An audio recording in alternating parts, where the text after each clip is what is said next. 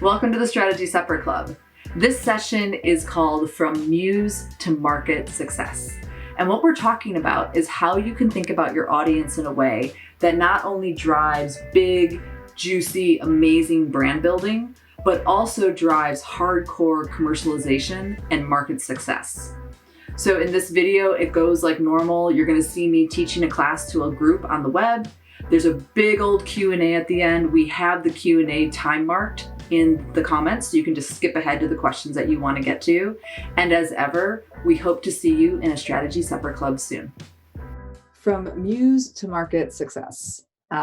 This is an approach that I've developed in the last, I would say 6 or 7 years, because I kept having clients come to me with the same tension and the same issue.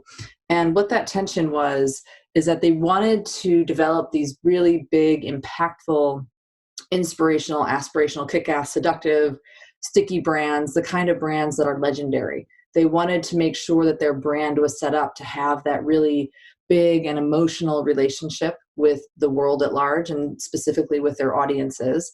And they wanted to really make sure that was happening because, as we all know, the media and brand environment is just so noisy and so cluttered that they knew they needed that kind of brand to break through. But then there's also this reality that we are in a digitally led, often D2C environment where we need to make sure that the way that we're thinking about our brands and our audiences drives that really sharp market success and just having that business loving conversion rates that the internet is really allowing us to see the data and that modern marketers are really demanding these days. So this is a tension that many, many clients have brought to me. And over the course of some trial and error, this is how I have decided to deal with that tension and help guide clients through navigating it. So there is this idea that you can't have both. And I actually think that that idea is bullshit. You can have both. It takes a little more work.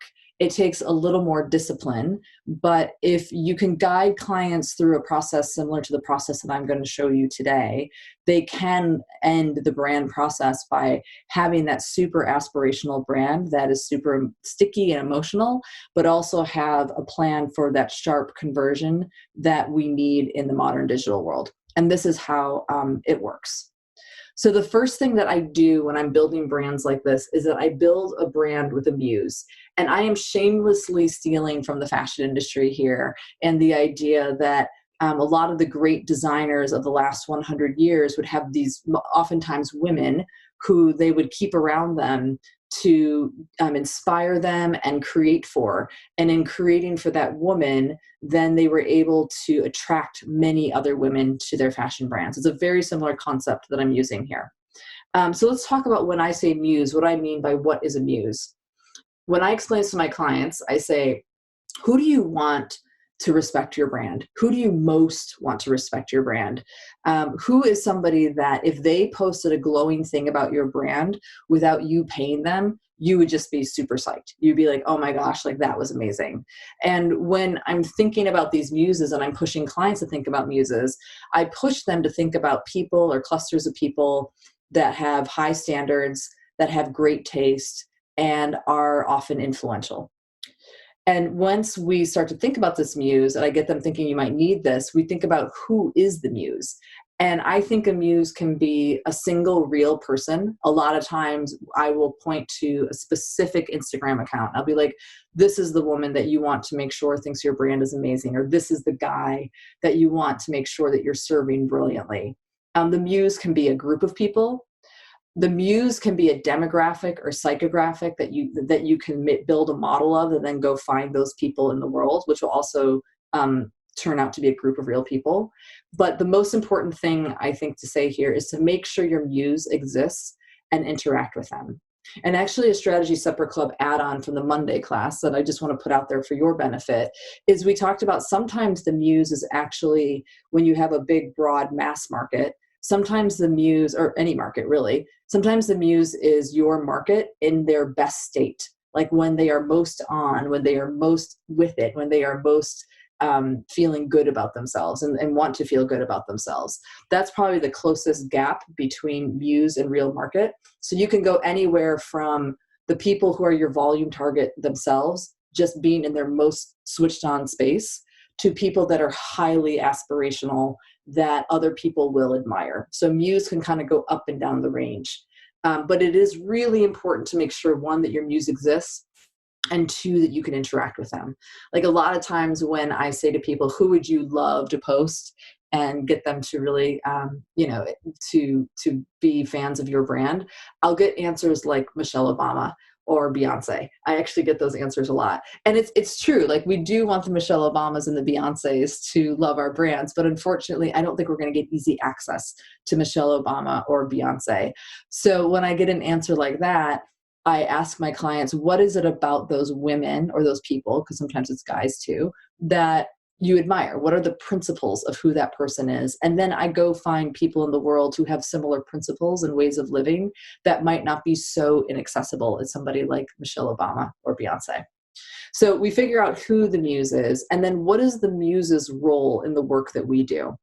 Well, if we picked a right Muse, the Muse should make us work. They should make us work hard. Because if we chose the right Muse, the Muse is somebody who has that good taste, who are pretty discriminating about what they let in and out of their lives. And so we have to make sure as brand builders that we are building something that is elevated, that is interesting, and provides amazing service.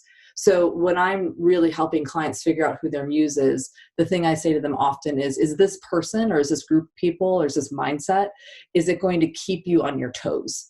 Because you want to be kept on your toes as a brand marketer. That's how it's fun. That's how we know that we're pushing forward with our brands. And so I like to put Muses down for brands that make us stay on our toes, because it just challenges us to be better day in and day out. So once we've decided the definition of the Muse, now what do? Well, we get to work, and we get to work in all the ways that brand strategists get to work. A couple of strategy supper clubs ago, we talked about deploying the 4 C's investigative framework and then turning that into the story framework. This is exactly what you would do. In the C that we call consumer, or I like to call audience, that you would just slot your Muse into there. That's the person that you're investigating. That's the person that you're trying to understand in your 4 C's process. And to get to that understanding, you use a lot of the work that we talked about, I think it was last week, in designing and conducting Kick-Ass Qualitative.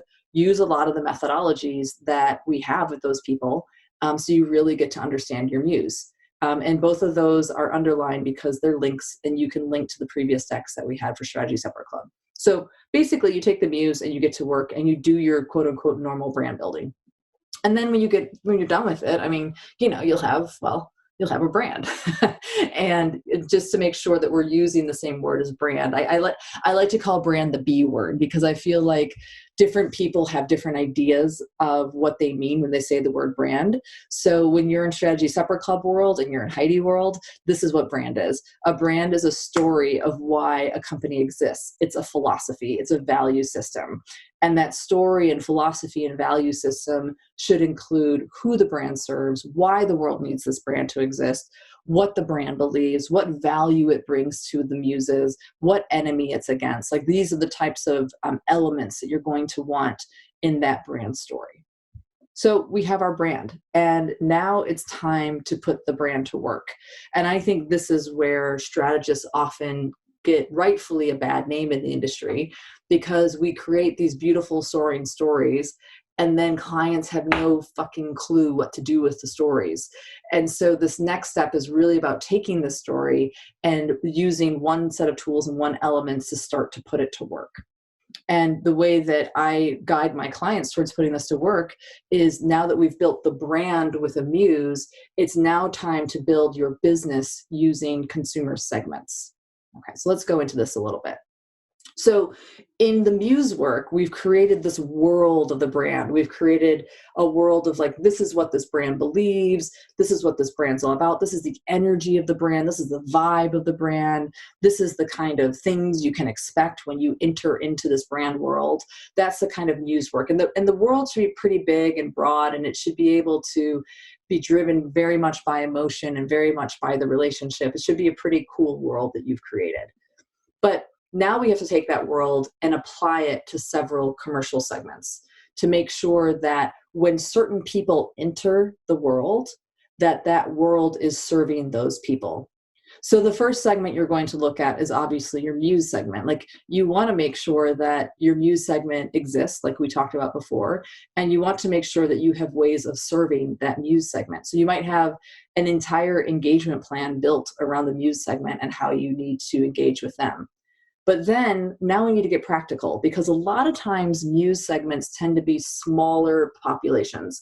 They are not big enough to drive the entire business of the brand. They're not big enough to support the growth goals, the profitability goals. There's just not enough people to do that.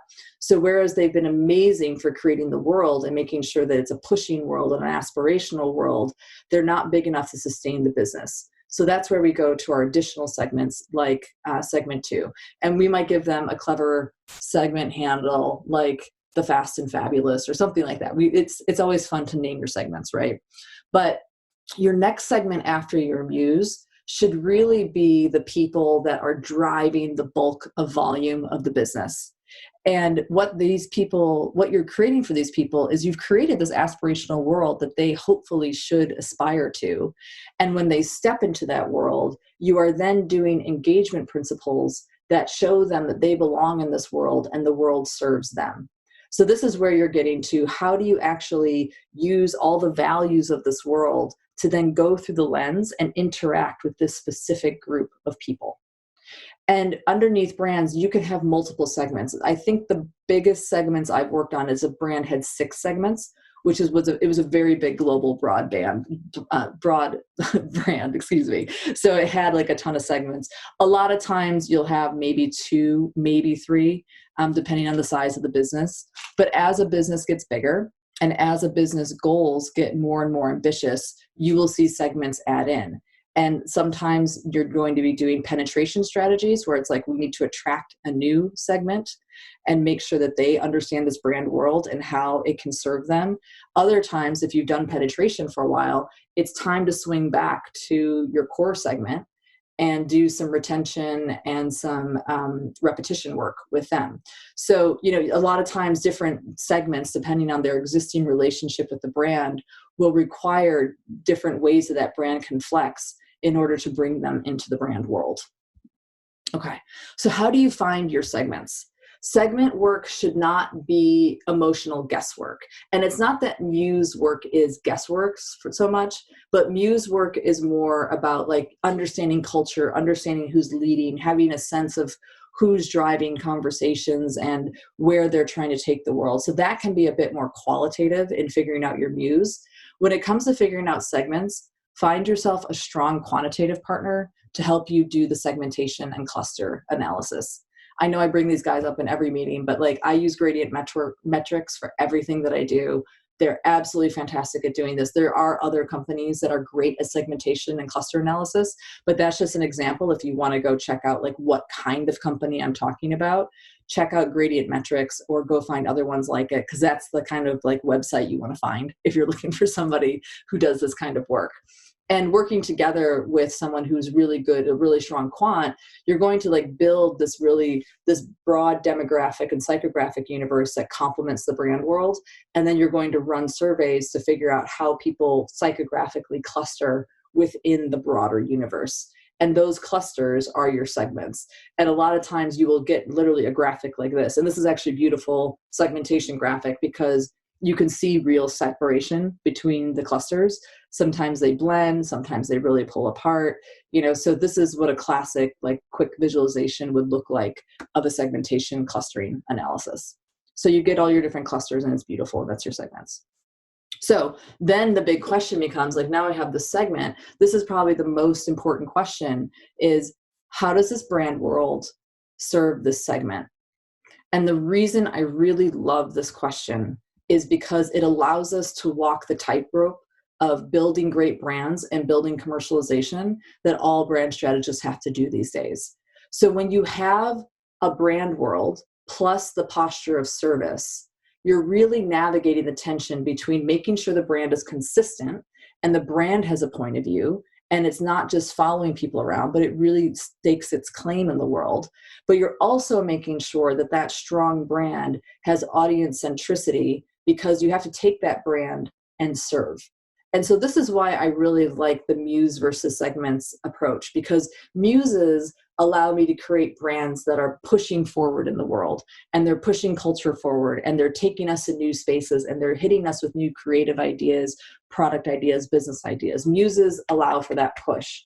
But segments ensure that as we're pushing forward, we're never losing sight of real people, what real people need, and how they're served. And so it creates a very nice push-pull tension between the forces of the brand having a point of view and the brand serving the people that it needs to serve. So let's just talk. I want to take you through two brilliant examples of this being put to work before we open it up for discussion. The first one is Nike. This is like the classic Nike model. Actually, Nike builds it on, I don't think they call them muses, but they'll call it something. Let's say they call it muses just for the sake of today's discussion. So for example, taking the Nike running brand, in the last 10 years or so, the running world has gone through a massive boom. There's suddenly people running at a rate and at a percentage of the population just never ran before. And so looking to capitalize on that, the Nike brand world has a muse of the fast and stylish runners of urban run clubs. These urban run clubs have popped up all over the world: Paris, London, New York. There's just some really badass run clubs, and they are badass. Like, they run at night. They look really cool. They're running bridges. They do like really intense workouts. They're all beautiful. Like, it's this group of people that are just like probably the most aspirational runners that I've ever seen.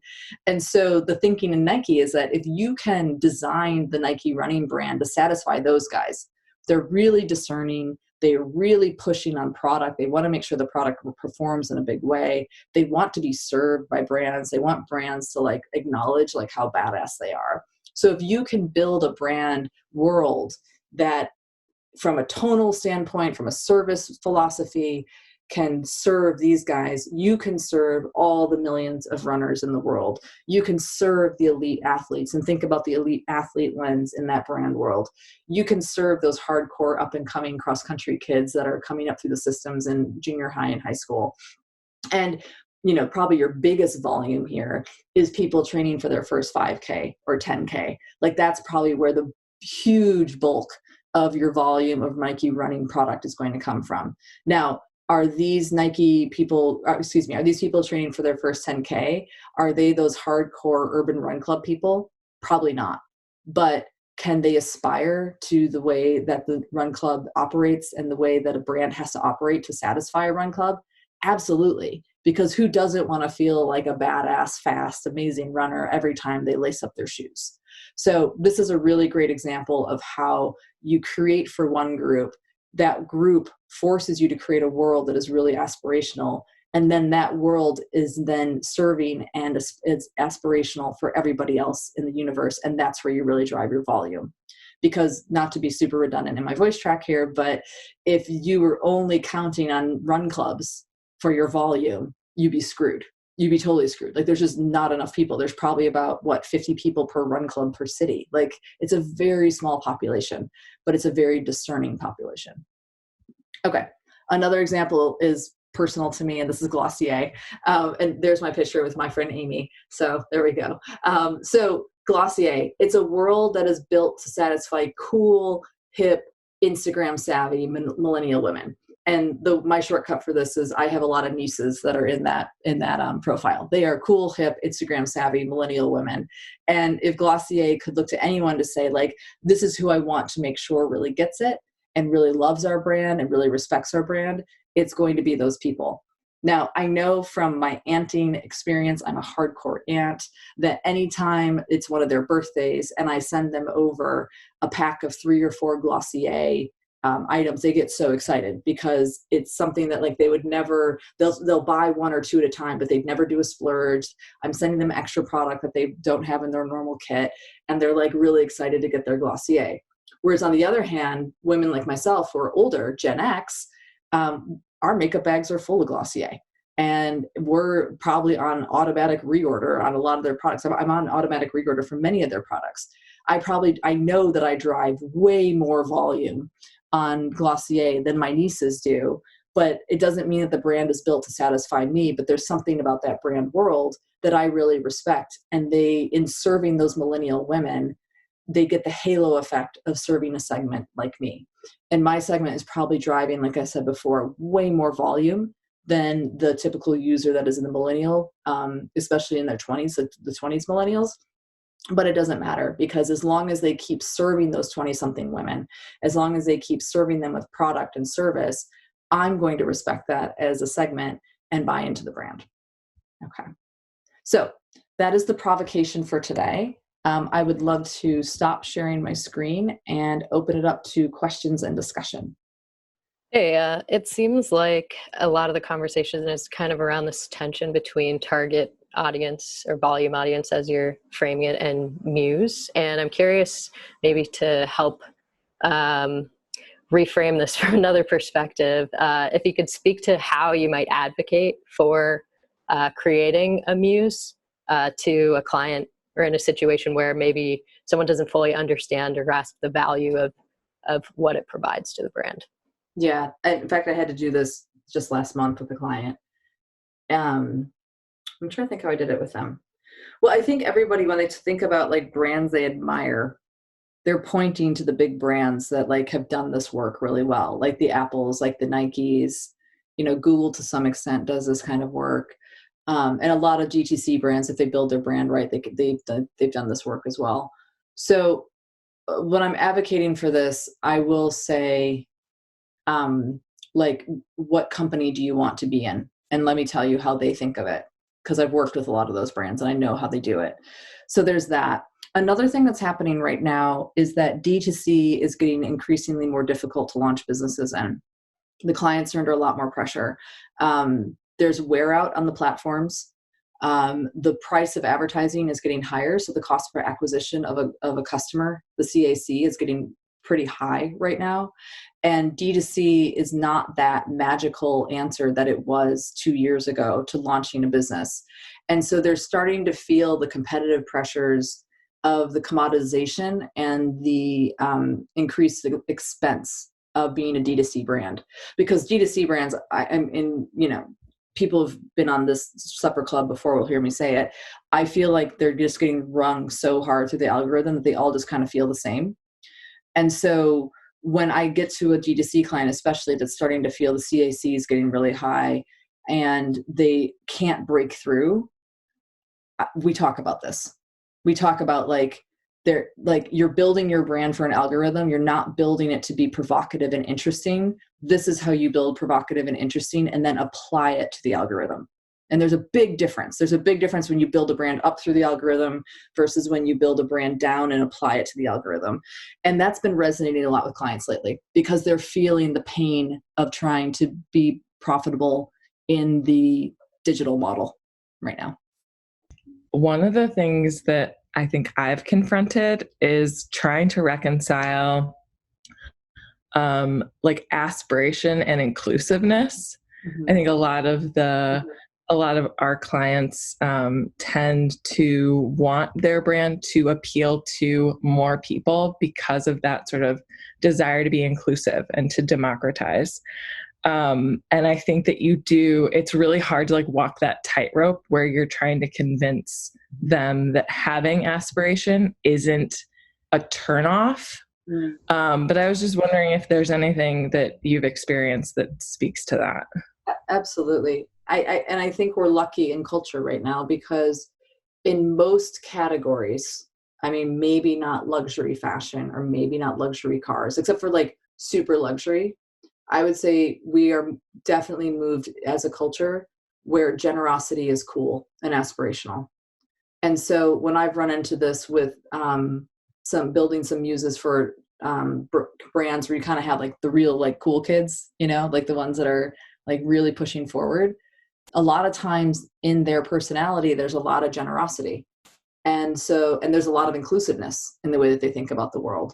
And so we're very lucky at this moment in time that we can credibly talk to people who are muses and have a credible insight come out of them around generosity and inclusivity, which then allows the brand to use that in their tone and in the way that they interact with other audiences.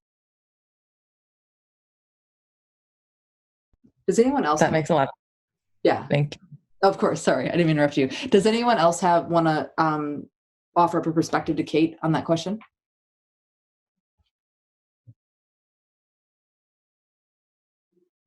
Okay, we can move on to the next one. Who else has a question that they'd like to ask? Colleen. Yeah, I think mine's a little bit similar, sort of in the same vein as Kate's, but I work with a lot of brands that are founder-led companies, and I find that we have a lot of conversations around, well, I don't want to just focus on that one segment. I want to appeal to everyone, and I've been told I appeal to everyone, so I can. And I think that's a very common problem, and obviously our job is to show that sometimes there's power in focusing on different segments. But I was curious what language or tactics you use when you start to have that conversation with clients. Right. There's a couple things that I use. One is there's a really influential branding theory. Actually influential to me personally. I was highly influenced by this branding theory when I was a young brand person. It's called Primal Branding. And I think it's Patrick Hanlon that does it. And I think this was like pre-digital. So it was like a book, and it didn't go crazy in the planning world just because I think it was a little early for its time. And in this book, Patrick says that brands essentially should model themselves off of the way that religions build themselves. You have the leader, you have a belief system, you have evangelists, you have rituals. I mean, it's actually a really smart construct to use for mapping a brand. But the thing that, and in my long way of answering your question, Colleen, the thing that I really like about Primal Branding is that he also says that every brand has disciples and then they have enemies. And if you think about some of the great brands, especially, let's use the classic one. Thank you so much, Nitsan, for sharing that. If you think of the classic company battle of Apple versus Microsoft, right? Like, people define themselves by like, I'm an Apple person, I'm not a Microsoft person, right? And I actually think it's okay. And I guide my companies towards, there should be people that don't get it. There should be people that are out, because when you have a strong point of view, more people are going to be attracted to you. And you're going to create a deeper relationship and deeper loyalty with you by being specific about, like, there are people that probably get it and won't. Now, once you have that universe, that people that get it and don't, it still might be a huge universe of people.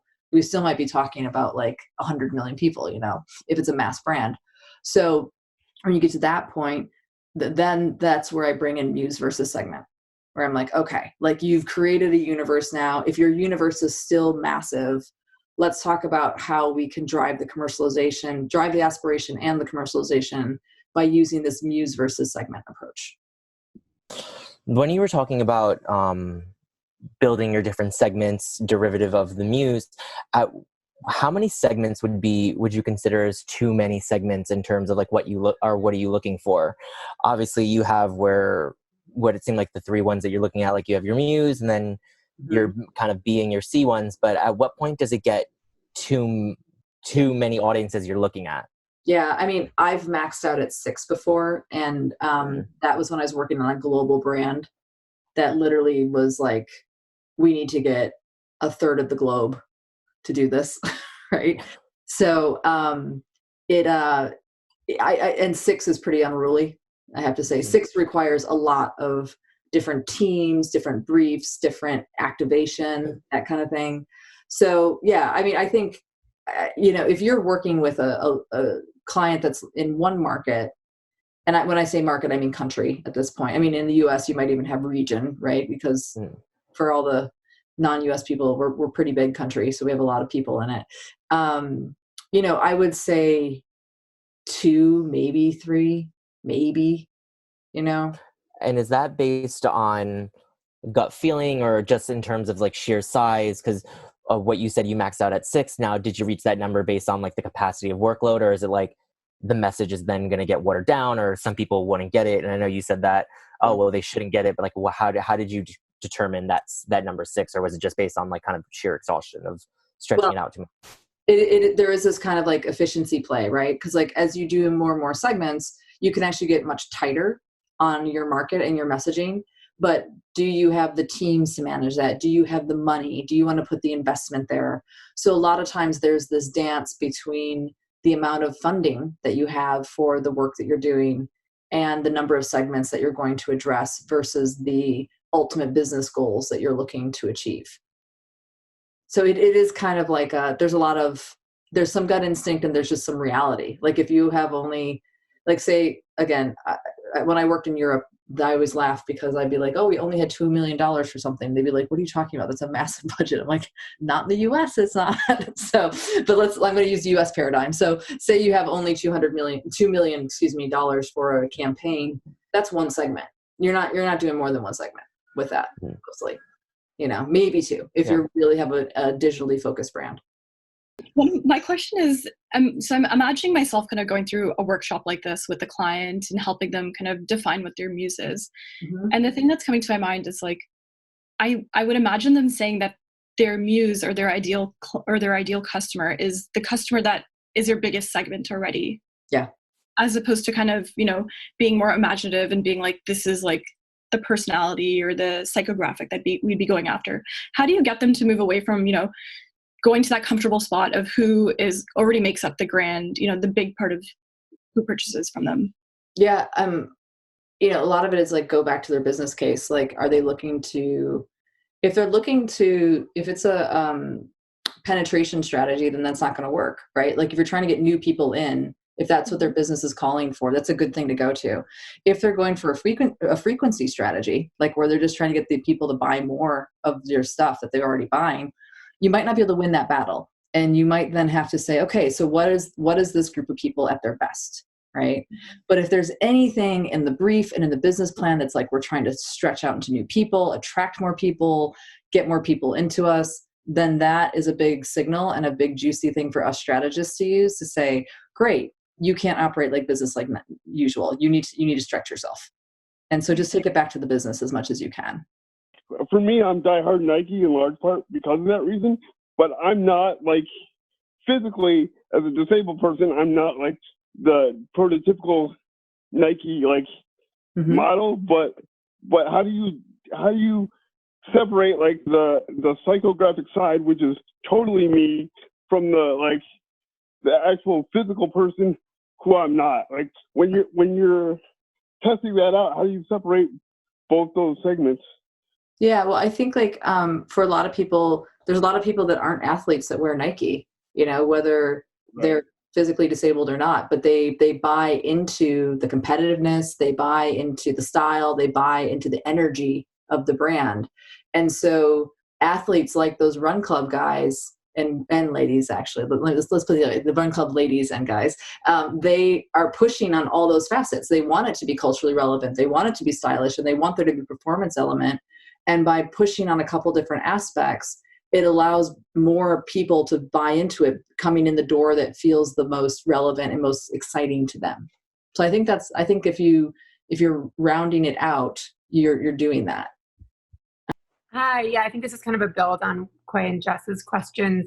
But something I was thinking about was like that the insights for the kind of the driving insight for the brand, for the muse, and then the insights for the subsegments, or the segments might be kind of different.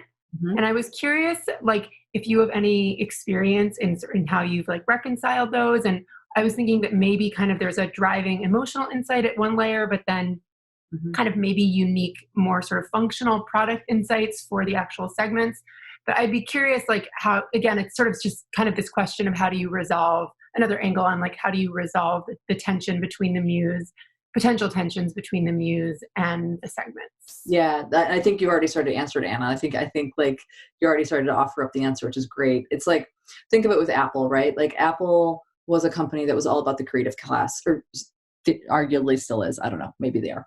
I don't know. So a company is all about the creative class. And there is that like hardcore creative class, like the Brooklyn graphic designer who has like the full setup, or like, like that person. But then there's probably other people who are creative, but might have a slightly different relationship to creativity and might functionally need different things to be creative, right? Now, there's a universe that is the Apple people, which is the creative class. And then just because it's such a classic example, then there's the people that are like the more like whatever, the Microsoft people, right? And so a Microsoft person might not get into the Apple universe, but then within the Apple universe, even though the insights might morph a little bit, the universe is bound together by people that identify as creative and creativity. So it's a big universe that you're working in. There's definitely an in and an out. Like you wouldn't want Apple to try to serve a hardcore Microsoft minded person, because then the brand just gets diluted way too much. So there has to be a gate around the brand of like the kind of person that brand world serves. And once they're in it, you're going to have like different nuances of service, but you do need to have that wall around it, or else the brand tries to be everything to everyone.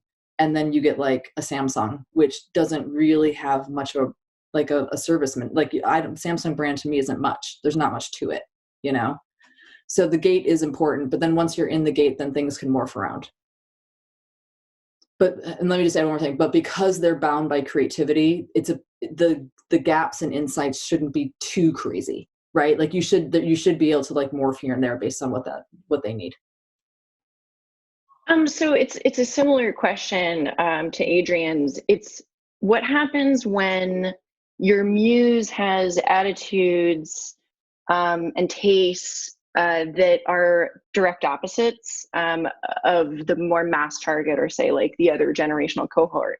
Yeah. So for example, Billy, the razors brand, and like sensibilities around body hair, and Gen Z obviously finds imperfection and realness to be aspirational, whereas millennials like me have in the back of their minds found it probably repulsive and are working on it. Yeah, no, it's a good question. And at some point, like I think brands should be, I think the best brands have people that are in and people that are out, right?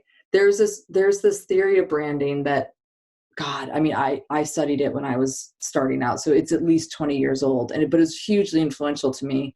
It's called Primal Branding, and Google it. I don't think there's a ton of stuff online about it anymore, because it kind of came up before the internet did, you know? But Primal Branding was talking about how brands are like religions, and great brands are okay having haters and people that aren't for them, right? And so the balance I think you have to do with something like Billy. I think Billy's a great example of a brand that can be repulsive to people, you know, is them figuring out, do they have a big enough volume to support their audience under a provocative stance? Like the more provocative you get, the less people you're going to have, right? And so our job as marketers and brand people is always figuring out that balance between like provocation and commercial viability, right? And so looking at Billy, I think Billy was like, fuck it, like we're willing to have smaller because we want to make a stance on body hair. And we hope that more of the world will come along with us, versus we're going to be able to satisfy everybody right away. That's a business decision just as much as it's a brand decision, right? And so we have to help our clients navigate those things. And that line between too provocative versus mass is always something we're going to be playing with on a good brand. Yeah. So I actually worked with a beer brand recently who, for some of their brands, did something similar. They didn't call it a muse, but they said they had their like aspirational target and their volume target, right? The idea that like this thing is this like what we're chasing, but these people will follow. In some of their brands, you could tell that the volume audience wanted to be the aspirational audience, right? They wanted to be the world traveler. They wanted to be the adventurer, that sort of thing. In other ones, they didn't make that connection between them. Do you have a point of view on that? Or if, you know, should they be disconnected? Maybe this is related to Clay's thing, right? Like maybe millennial women want to be more like Gen Z. So even if it is a little bit like triggering in the back of your mind, you're like, oh, okay, but I want to be that person, so I'll buy this brand anyway. Right. Do you have thoughts on that? I do. I mean, sometimes like it's just about serving the volume. I mean, there are mass brands for that reason, right? Like just about every P&G and Unilever brand fits that definition, right? And the gap between their muse and their volume sometimes doesn't exist, or it's very slight. It's like, it's the difference between the suburban mom who shops at Target and carries Starbucks versus the suburban mom who shops at Walmart and carries, I don't know another coffee brand because I don't really drink a ton of coffee, but you know what I'm saying? Like Dunkin' Donuts? Whatever. Or Dunkin' Donuts. Exactly. It's exactly that. And maybe that's the gap between their muse and their volume. And other times you have brands like Dunkin' Donuts, like, fuck it, we're just going to like serve that volume and we're going to paint a picture of them when they are at their best. So Dunkin' Donuts is that hardworking middle American person who probably shops at Walmart, which there's nothing wrong with that. I shop at Walmart myself, but Dunkin' Donuts speaks to a use state, like when they're the most on and they're getting stuff done, right? So sometimes in a brand like that, your muse it's not necessarily a separate person. It might be just the heightened state, the best state of living. Yeah. But there's a gap. Do you think that an individual in the volume audience should want to be more like the muse? Do you think that's necessary? Not necessarily. I mean, this is going to be a broad overstatement. I just had this thought, so I reserve the right to take it back in 10 minutes as I think about it some more. But it feels like a lot of times, like the more that a person or a target audience or volume audience is confident in who they are and secure in their place in life, the smaller the gap is between them and their muse, right? Like muse brands work, like the most extreme version of muse brands is luxury fashion, because people are trying to chase that thing that they're not, right? Premium brands is your next biggest gap between muse and volume. But as you get more and more into everyday, or you get more and more into people who just are really cool and confident with who they are, the gap might not need to exist. You just might need to remind them how awesome they are as a person. I was just curious if you've ever like used a muse who like would never buy the product. So someone's so aspirational and just like, yeah. No, I don't. It's a good question. Like, would you use like, I mean, a lot of people are like, I want Michelle Obama to buy our product. I'm like, okay. Yeah, I mean, yeah. And I'm like, cool. Okay. But let's talk about like the next level down of Michelle Obama's, like really intelligent, hardcore working women who, have their shit together. Okay. There's a universe of them. Right. And I think the reason that I won't build a brand around Michelle Obama unless I can get access to Michelle Obama is for that very reason, because like, how can you really understand that muse and really build for them if you can't go talk to them in some way? So that's why I try to steer clients away from, I do get Michelle Obama as the answer quite a bit. And I try to steer them away from that. But I do say, okay, great. What is it about Michelle Obama let's talk about her principles. It goes right back to the principles conversation, like the principles of who she is as a human.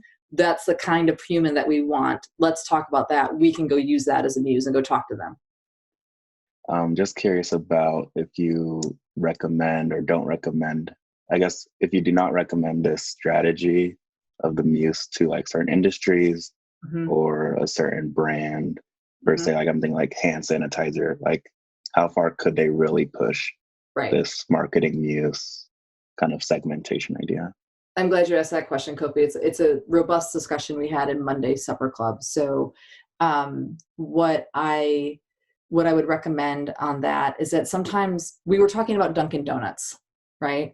And we were talking about how like Dunkin' Donuts is probably not going to have this like super aspirational muse that has a gap between who's actually the volume target and who the aspirational one is. Because if you think about it, the biggest gaps come when it's more and more luxury, right?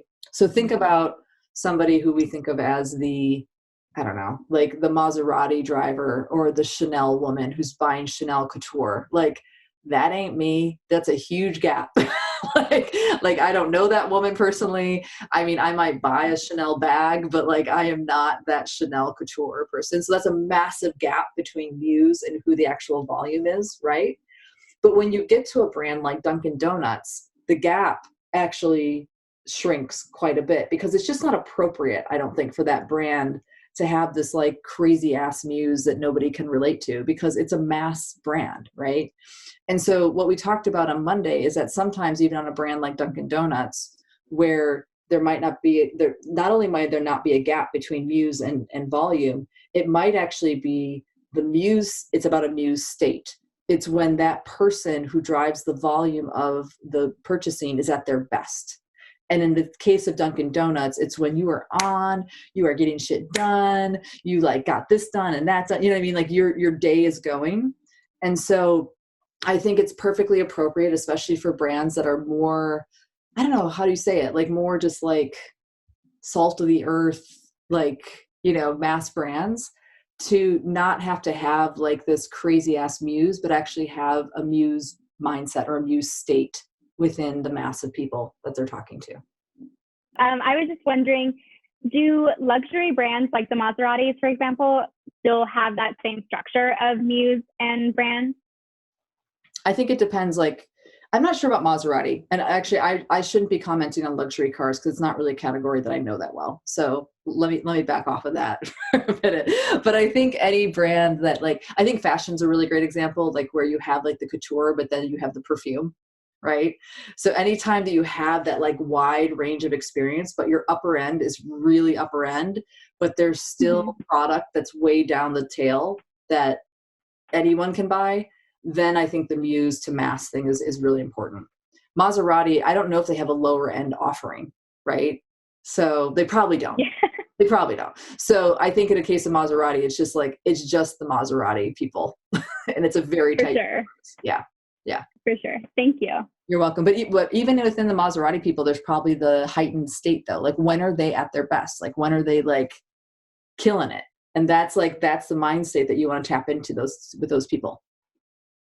So I was just wondering, I know that there's an interesting moment in time right now happening where there's like the rise of these new types of influencers, like these new types of people who are aspirational for different reasons than just like status. And I'm wondering if like influencer fatigue, which was already on the rise before this whole shitstorm happened, like how does the muse that our clients will pick, how are we thinking that muse will evolve? Like, are we seeing the rise of the everyday, every man or every person muse? Is that a trend we are anticipating? That's a great question. I mean, I would love to hear from other people. In fact, I'll answer it quick and then let's have other people answer that. I think that we are heading into, we talked about this in a strategy separate club last week, how it's not so much about brand love anymore, but it's about brand respect. It's about, and what that means, it's about brands that actually do things versus like try to trick us into loving them. And I don't know, I think it's the same for influencers. I think influencers are going to have their day. Maybe I'm old and cranky. I would love to hear from somebody who thinks I'm wrong, but like, it's like at the end of the day, you've got to give me more than just looking good on camera. You got to, right? So I like how some brands separate creators versus influencers, like where creators are people that are actually out in the world creating, doing things. And it's beautiful the way they do it, but there's real substance underneath it versus just vapid influence. So, but I would love to hear from somebody else. Ruby, do you have a point of view on this? Yeah, I actually work with an influencer marketing agency a little bit, and I feel like we're already seeing this happen at some level with the rise of micro influencers. And these are people that have to work hard because you're not just going to take their opinion based on the fact that they have 2 million followers. You know, they have to work hard to make interesting content. But they kind of fall into that more like everyday person category, and they might be aspirational at some level, but they're not going to be just a pretty face with a nice product, you know? That's great. Thank you, Ruby. Really helpful. Is it like helpfulness? Oh, I'm sorry. No, go for it quick. Yeah, like useful. The micro influencers, they have to work hard at it. Nano influencers too, they provide useful content.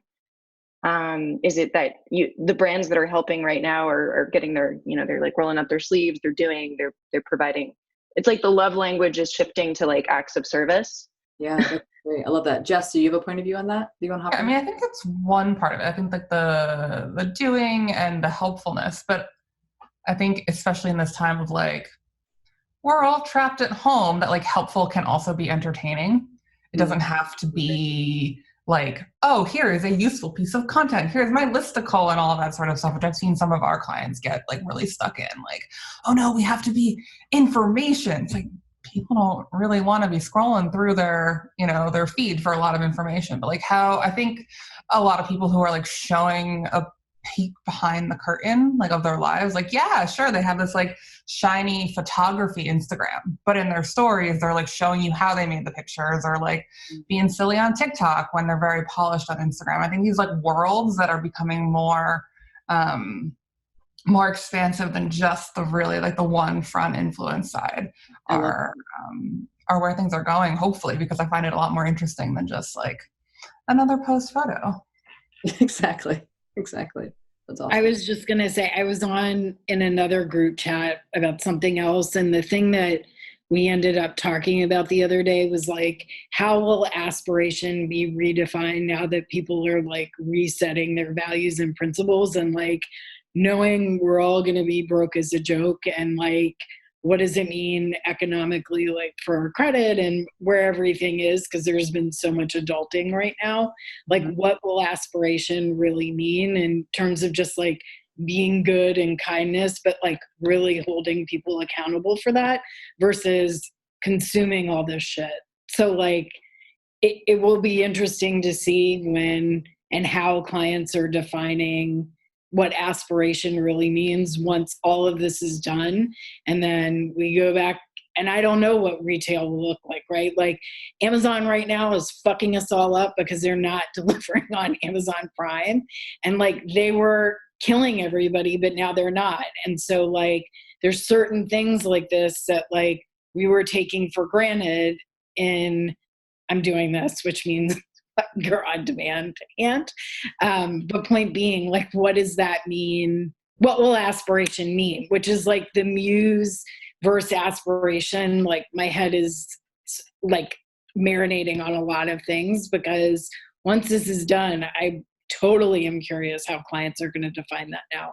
Just in the reality of like, what do people have for money? What is D2C going to be? Because they were using D2C as like, I don't have money for production, you know, like for TV and cutting down. So anyway, I digress, but like. You're not digressing at all. It's just this idea of what a muse is going to be interesting. Like it was already getting a bit more real with my clients before this happened, like the user fatigue. It'll be interesting to see how it continues to evolve as our new normal evolves.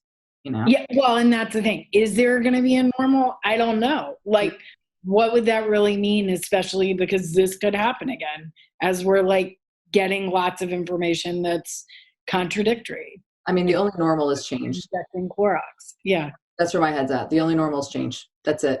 And that's all we can prep ourselves for. And that's all we can prep the clients for. Yeah. Agreed. Yeah. You know?